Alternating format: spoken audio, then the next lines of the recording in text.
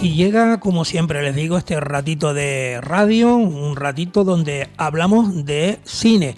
Ya saben que siempre tenemos un día natural y luego si nos escuchan en otras horas, pues estos mejores contenidos los solemos pasar en otros horarios en nuestra programación de la radio. Y como anécdota muchas veces, me imagino que a ustedes también les habrá pasado, que a los amigos invitados, que luego nos vemos a lo mejor en el supermercado con ellos, pero mira, y tú no estabas hablando ahora en la radio, claro, porque son esos momentos en los que en la programación solemos repetir esos mejores contenidos. Vamos a hablar de cine, pero hoy tenemos a la mitad del equipo, ¿eh? La otra mitad pues está pues rodando y también están en tareas de acudir a citas médicas, pero sí tenemos a la otra parte del grupo. En este caso, pues son directores de cine y también músicos. Vamos con Abel Hernández Belsa como director de cine para darle también la bienvenida. Muy buenas, ¿qué tal estamos? Buenas, Manuel. Muy bien, ¿no? Como siempre, dispuesto a Como darlo siempre. todo. Sí. Y aquí está el otro amigo, el otro compañero, músico, como es Javier Marrero. Javier, bienvenido, ¿qué tal estás? Muy bien, fenomenal, contento de estar de nuevo por aquí. Bueno, una tertulia donde hoy pues vamos a seguir profundizando en muchos temas de actualidad. Y en estos programas anteriores hemos hablado, como digo yo, de puertas para adentro, pues de muchos temas que tienen que ver, pues cómo está el cine también en Canarias, cómo se rueda, qué cosas hay para hacer a lo mejor esos guiones. Y hoy quizás a lo mejor, como tenemos al amigo Javier Marrero, podemos hablar de la música en el cine. Es que es fundamental. Muchas veces miramos que un diálogo y si metemos una música por ahí, a lo mejor de miedito, por decirlo de alguna cosa, algo en suspense va a pasar o algo de alegría. Y muchas veces la música habla por sí solo en las películas o en los cortos. No sé yo, como el experto aquí, Javier, si es así como yo lo he planteado. Sí, sin duda, creo que tienes toda la razón. El tema de la música forma parte del lenguaje cinematográfico desde que el cine dejó de ser mudo. El sonido y con él las músicas y todo lo demás forma parte de ese universo sonoro que solo el cine puede recrear, y de ese universo icónico, sonoro, que solo el cine puede recrear, ¿no? En su momento, en el siglo XIX, fue la ópera el máximo espectáculo de representación, pero cuando aparece el cine con sus formatos y con sus reglas consiguió esa idea del espectáculo total que consigue cuando una buena película consigue conciliar el lenguaje icónico, la imagen, con el sonido y dentro de este también con las músicas, ¿no? Una música puede definir una secuencia, puede definir una película, eh, puede definir una etapa del cine. Eh, Así que efectivamente se ha convertido en un sujeto cinematográfico también. Abel, ¿tu opinión así de entrada? Sí, bueno, en principio la música para mí es fundamental en una película porque te entretiene, te ayuda a pensar, te distrae y un montón de cosas más. No cabe duda que a la gente le encanta la música en las películas. Voy a hablar, por ejemplo, de Sirac. Sirac tiene una entrada. Desierto, unos altavoces de Padre y Señor mío, y luego la gente bailando, que se pega algo así como 15, 18 minutos, es una metáfora, y la gente bailando y escuchándose la misma música, y tarda exactamente 18 minutos con la misma música en el desierto, unos altavoces, inimaginables, y se ve la gente bailando, que es cuando aparece el protagonista y se incorporan por elementos nuevos en la película. Pero son 18 minutos que hay que estar ahí escuchando la música, la gente bailando, y metafóricamente yo lo interpretaba como que efectivamente este mundo está lleno de música, a la gente le gusta divertirse, tanto en la gran ciudad como en el desierto, pero metafóricamente, lógicamente, quiere decir otras cosas que no las vamos a decir aquí, porque si no teníamos un cineforo y valdría la pena seguir hablando de música, de la gran música, las películas, de la música que la gente escucha en su casa, de la música que tararea todos los días y que son músicas de películas y que son maravillosas, y hay muchas músicas de películas que la gente utiliza el audio para, lógicamente, pasar un buen rato, leer un libro, dormirse, y al mismo tiempo recuerda las escenas y le sirve de leitmotiv para hablar con alguien. ¿Te acuerdas de aquella escena? Oh, espera un momento, ¿y te acuerdas de la música? O sea que la música sigue siendo fundamental en el cine. No, y que además identifica, ¿no? Porque cuando oyes esa banda sonora ya sabes de qué película es, y luego si la escuchas, mucha gente, incluso hasta si es no es, digamos, instrumental, pues hasta la tararea, ¿no? Y la escucha. No sé si a ti te ha pasado lo mismo, Javier, que te han dicho algo así. Sí, sin duda. Dicho esto, yo creo que está claro el valor y el papel y la función y la importancia que la música tiene para el cine. También hay que decir que no siempre la música juega ese papel. Las músicas no siempre acompañan, no consiguen acompañar del todo el discurso de la historia, ¿no? Porque no olvidemos que no estamos hablando de comedias musicales, no estamos, que también, que es otro género que se podría mencionar aparte, sino que estamos hablando, nos estamos refiriendo implícitamente ahora a la música que acompaña las historias que el cine cuenta.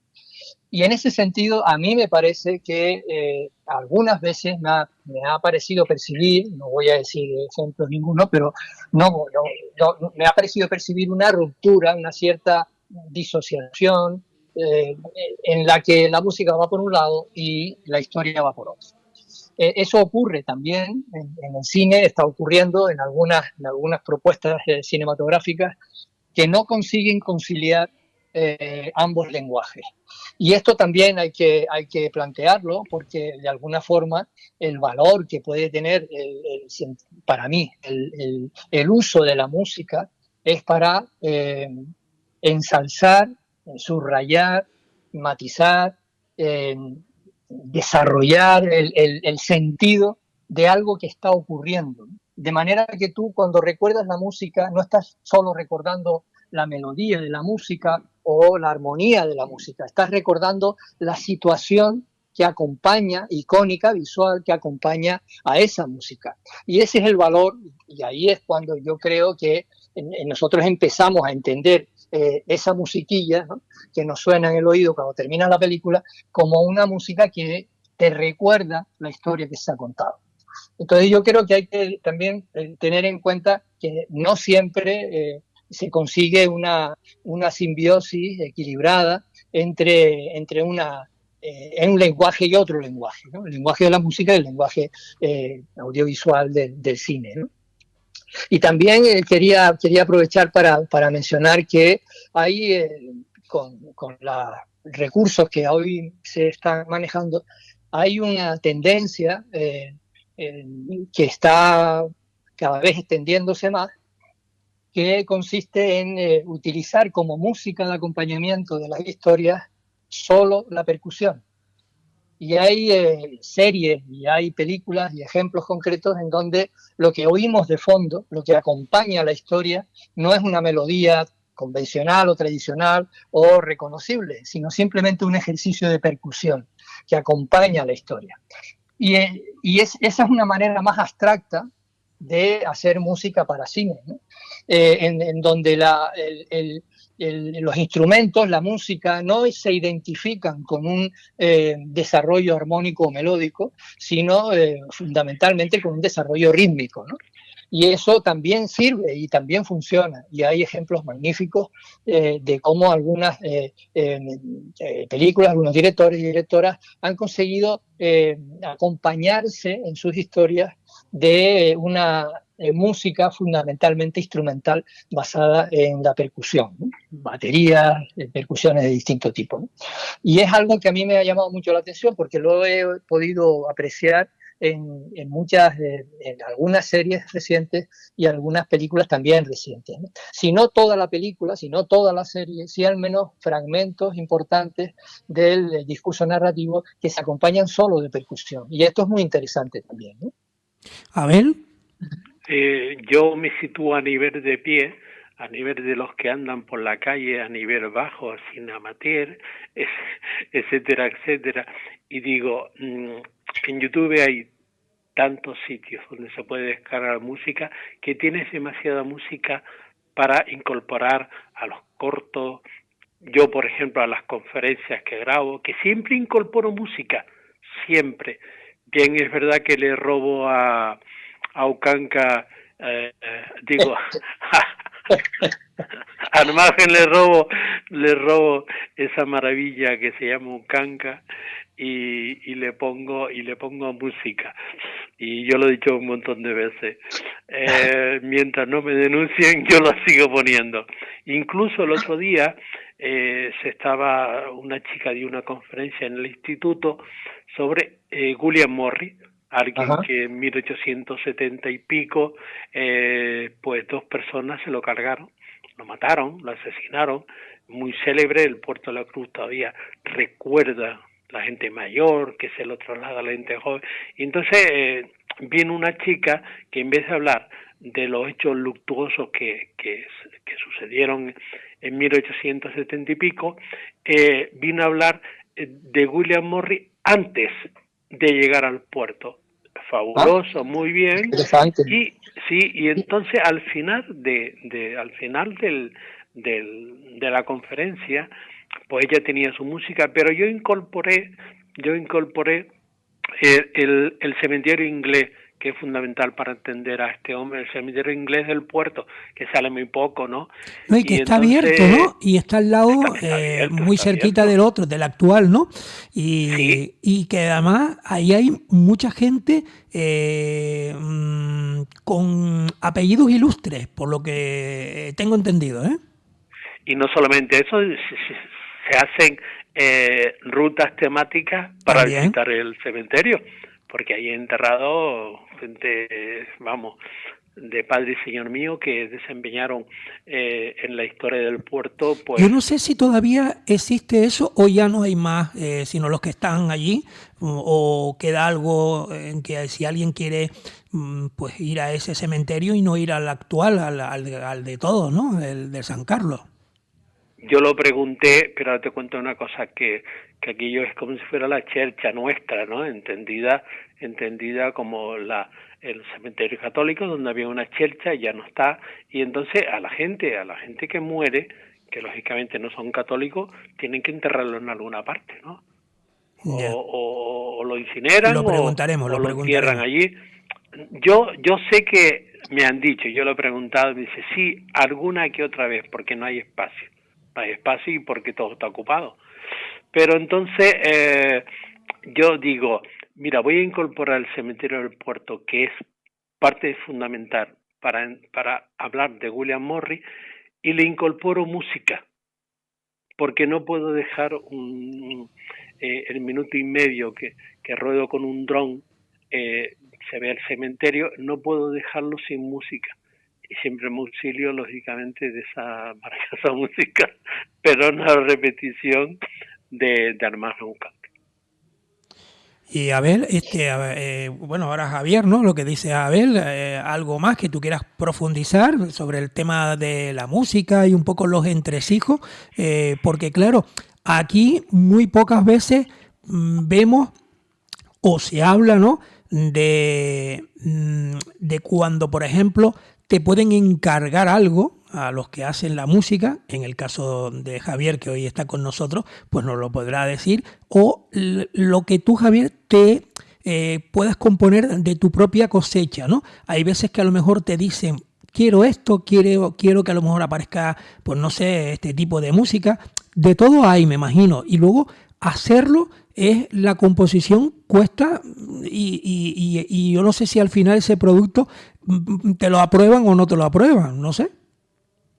Hay de todo, José Manuel. Hay en la aventura cinematográfica se producen situaciones muy diversas e impredecibles muchas veces, ¿no? Está el caso del compositor al que le piden una música y finalmente pues el director decide que esa música no es la que le gusta y por lo tanto opta por otra solución. Están los casos en los que el músico ya tiene una producción musical y ofrece al director esa producción para ver si le gusta y se acompaña. A mí eso me ha pasado recientemente con Josep Villaguilio. Eh, yo tenía preparadas unas cosas, él rescata una película que había hecho hace mucho tiempo, que tuvo música, pero que ahora mismo ya no la tiene, y entonces me pidió algo para acompañar eso. Le di dos fragmentos de cosas que tenía y casualmente, sin preverlo ni él por su parte ni yo, resulta que esas músicas encajan muy bien con las secuencias donde él quería introducirlas, ¿no? Y entonces, bueno, pues ahí nos hemos quedado, ¿no? Yo encantado y yo sé también contento porque dio la casualidad, en este caso es una casualidad, de que la música que yo tenía preparada encaja bien con el tipo de cine que él tenía y con el tipo de historia que él estaba contando. Y eso sucede también muchas veces en el cine, ¿no? Y luego está bueno, el film composer, el compositor de música para cine es ya una profesión con un larguísimo recorrido, ¿no? En donde podemos encontrar, de hecho, una búsqueda rápida en Internet nos da un catálogo enorme de compositores de música para cine, que dedicados exclusivamente o fundamentalmente, porque un músico no hace una sola música, dedicado fundamentalmente a componer música para cine. Y esto significa que hay un flujo permanente de solicitudes, de producciones que necesitan acompañar a sus trabajos con algún tipo de música. A veces esa música está producida, está compuesta y está elaborada anteriormente y otras veces es una música nueva hecha es profeso para esa película. Y eso te permite trabajar de distinta manera el proceso de creación y composición, claro. No es lo mismo que tú ya acompañes una película con una que tiene ya un montaje predefinido y que tiene ya unas características narrativas propias, que componer la música casi a la limón a medida que se va rodando la cosa, ¿no? Y que vas viendo pues qué música es la que mejor acompaña, ¿no? En el caso de Sirac, por ejemplo, que mencionaba antes Abel, pues yo quiero pensar que en el medio de la secuencia, la primera secuencia esa inicial, pues tuvo que haber distintas propuestas de músicas posibles para acompañar esa secuencia en su totalidad, ¿no? Hasta que finalmente dieron con la propuesta que efectivamente mejor encajaba con el sentido de la historia que se quería montar. Esto también ocurre, ¿no? No siempre la propuesta musical encaja al 100% con el desarrollo narrativo y sobre todo con el sentido de la historia, ¿no? Muchas veces el compositor de música desconoce cuál es el tratamiento final que va a tener la película, ¿no? Y eso el director sí lo sabe, por lo tanto puede decidir qué fragmento, qué segmento. También es verdad que muchas veces compone, en la composición musical tiene una duración y la secuencia cinematográfica de cine audiovisual tiene otra. Y hay que ajustar una cosa con la otra. Entonces, claro, ahí hay cosas que se caen, que se pierden. Lo que hablamos días atrás de cómo hay un montón de material cinematográfico que se desecha porque finalmente se considera que no es relevante para la historia que se está contando, y en ese material que se desecha hay también material musical que finalmente no se oye, que no aparece en la secuencia. Todo esto forma parte de la vida del cine, ¿no? y del proceso de creación cinematográfica y musical en el cine, ¿no? Como a mí me gusta siempre escuchar la opinión de la gente, porque a veces la gente, todos sabemos que existe el cine, existe el espectador, son dos entes independientes, pero no cabe duda que el cine no existiera esto es una verdad de perogrullo, si no existieran espectadores. Pero a mí siempre me ha interesado preguntar a la gente, a quien nos está escuchando, una ama de casa que está haciendo la comida, el taxista, el carpintero, el pintor, que ahora mismo está, o en cierto momento, está escuchando Radio Ralejo. Y entonces a mí me gusta preguntar a esta gente, ¿cómo has visto la música de la película? Entonces, depende a quién se lo pregunte. Si es una persona mayor, pues horrible. Si es una persona joven, maravillosa. O sea que hay ciertos momentos que la música es tan fundamental, particularmente, personalmente, para las personas, que a veces generalizamos demasiado con un tipo de música que le gusta a uno y no le gusta a otro. Esto, lógicamente, esto tiene que ver con el discurso dialéctico, en el sentido de decir, mira, esta vida hay millones de personas, cada uno tiene un gusto, y luego salen todos esos dichos populares, cada uno le gusta el color que más le gusta, bla, bla. Entonces, yo siempre le pregunto a la gente, y la gente, de vez en cuando, una música premiada le dan un Oscar a mejor película, y le pregunta, oye, ¿y la música? Dice, bueno, no me gustó. Coño, que le dieron un Oscar dice, no me digas, sí, pues no me gustó nada. Y sin embargo hay otros que dicen, pues sí, me gustó la película, me encantó la película. En definitiva, yo lo que trato de decir es que el espectador es inseparable al cine, la música es inseparable al cine y al espectador, y que por tanto forma un conjunto que hay que tener muy en cuenta, independientemente que consideremos otras personas o otros colectivos que participan en una película. A mí hay una cosa que me llama mucho la atención, al hilo de lo que tú decías, de hablar con la gente en torno a la música de las películas. A mí me llama mucho la atención cuando termina la película en el cine. Estás ya en los créditos finales y la gente se levanta y se va. Muy poca gente espera a que pasen los créditos. Entre otras cosas porque ahí te enteras dónde se rodó la película, se entera qué actores han interpretado qué tipo de personajes, quién ha hecho la producción, quién ha hecho la fotografía y quién ha hecho la música. Y la música precisamente no aparece en los créditos al principio, sino más o menos en medio de todo eso. Y al final, aparece siempre aquella música, y esto es otro aspecto también de la música en el cine, aquellas músicas que no son originales para esa película, pero que se han utilizado narrativamente para contar la historia. Estoy hablando de una película en donde aparecen pues canciones de Beatles, de Rolling, en fin, de cualquier grupo musical que acompañan la historia, pero no forman parte de la banda sonora original de la película, ¿no?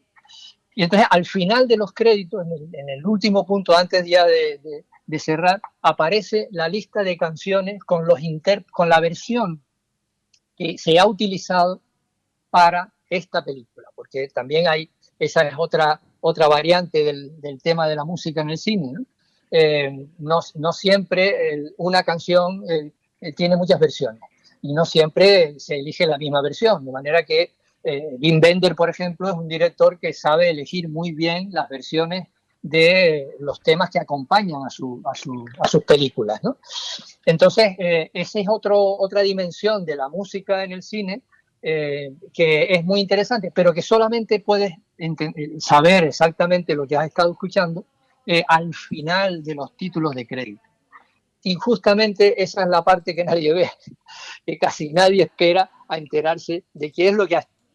Es otra manera, otro indicador de lo que tú decías, Abel, de cómo la gente escucha la música en el cine con esa distancia que siempre le hace tener un papel secundario, que no lo tiene, no es un papel secundario, pero que en la percepción de la gente ocupa otro lugar, el que corresponda, ¿no? No, y que muchas veces la gente ya cuando va al cine no espera hasta el final, sino ya se van levantando y muchos ni se entera quién intervino, ni los nombres, los créditos. Vamos, al final yo me imagino que ese trabajo que es como el, yo qué sé, como el último de la fila de intervenir en la película, todos merecen la pena quedar reflejados allí y que todos sepan quiénes intervinieron, porque es un honor honor y un privilegio participar en esa película, ¿no? Digo yo. Como si una película se hiciera sola, ¿no? Claro. Yo te voy a contar dos anécdotas, no una. Es como aquí, por ejemplo, yo estoy aquí delante del micrófono, o nosotros estamos delante del micrófono, pero también hay que contar a los que están detrás de aquí, que hacen la otra tarea en la parte técnica, por decirlo de alguna manera, digo yo. Duda. Esos anónimos que no vemos, sí. En la primera anécdota, Cineplex La Rotava, estaba viendo una película y yo soy los que se queda hasta el final porque me gusta el cine, me gusta saber quién es quién en el cine, quién hace la película, no solamente el director o los actores, y me quedo hasta el final. Entonces, la sala se quedó vacía y yo sentado. Y entonces vino la chica acomodadora y me preguntó, señor, ¿tiene usted algún problema? Y dije, no, es que estoy viendo los títulos de crédito y la sala completamente vacía. Incluso una segunda anécdota. Bueno, tú solo, Abel, y las cotufas. Y de milagro no cortaron eso desde mira, allí. No, mira, otra costumbre. Yo doy mucho cineforo. Y entonces yo siempre digo al sitio donde estemos, en el instituto, en Icojo o en cualquier otra parte, que no enciendan las luces. Que no enciendan las luces porque la gente se va a quedar allí. Se va a quedar allí, estoy hablando no del cine en general, sino otros espacios. Ya. Y entonces, ¿y por qué encienden la luz? Y mira, estamos viendo los títulos de crédito. Usted no apague las luces, prohibido apagar las luces hasta que no salga el nombre de la productora al final. Y pero a ver, son 5 minutos. Chicos, eso es cineforo. Es que forma parte también, forma parte, ¿no? Claro. Pero esto tiene que ver con las prisas de este mundo moderno, con el solamente fijarse en lo superficial y en ir al fondo. En fin, esto Pero mira, si lo vemos, voy a poner un debate de 2 horas o 3 horas. Voy a poner un ejemplo diferente, no en el aspecto del cine, sino muchas veces, a lo mejor cuando tú subes, vamos a ir a una guagua o vas a algún otro espectáculo o un festival, que tú ves un montón de gente, ¿no? Y cuando ya esto va hasta a punto ya de acabar, no sé por qué, todo el mundo empieza a levantarse, el de adelante ya te tapa la visión a ti, pero ¿por qué todo el mundo quiere salir rápido? O sea, por eso pues están las otras personas que dicen, mira, yo no tengo prisa, que salga quien quiera, que después salgo yo. Pero muchas veces te tapan la visión, a lo mejor si es un festival en un escenario, porque todo el mundo tiene prisa. Sí, así es. O cuando estás en la guagua, en la cola, y el tío te pide paso, le digo, oye, perdón, pero yo voy a salir igual que usted, tranquilo. Quiere pasar por el pasillo, pero también. Tienes prisa, tranquilo, levántese antes y póngase de pie allí si usted quiere salir enseguida. Pero el mensaje es, creo yo, que en una obra cinematográfica es una labor de muchísima gente. Y nos sorprenderíamos, yo me sigo sorprendiendo cómo incluso en la producción de cortos, que uno dice, bueno, un corto, pues 15 minutos, 10 minutos, 3 minutos, pues estará el director y otro más, ¿no? Es lo que uno supone que hay detrás de todo eso, ¿no? Y empiezas a ver la cantidad de gente que hay detrás de un corto para producir una cosa de 3 minutos que parece asombroso, ¿no? Entonces el mensaje es, en los créditos están las personas, en el resto está la fantasía, ¿no? La ilusión. Entonces, vale que estamos 2 horas viviendo una ilusión, un desarrollo imaginativo de una historia, pero luego hay que saber quiénes han contado esa historia, cómo se ha producido, quién ha hecho la música, qué tipo de música hemos estado escuchando y qué tipo de técnicos han hecho posible que tú estés viendo una imagen, una fotografía, un sonido en condiciones. Del sonido de las películas deberíamos hablar otro día. Sí, porque ya se nos acaba el tiempo. Españolas. Porque ya se nos acaba el tiempo. El sonido de las películas españolas. Yo tengo una pelea ahí histórica con ese tema, pero bueno, ya lo hablaremos. Bueno, pues llegamos casi ya, como se suele decir, en la recta final. ¿Algún apunte que quiera dar el compañero también Abel Hernández Belsa?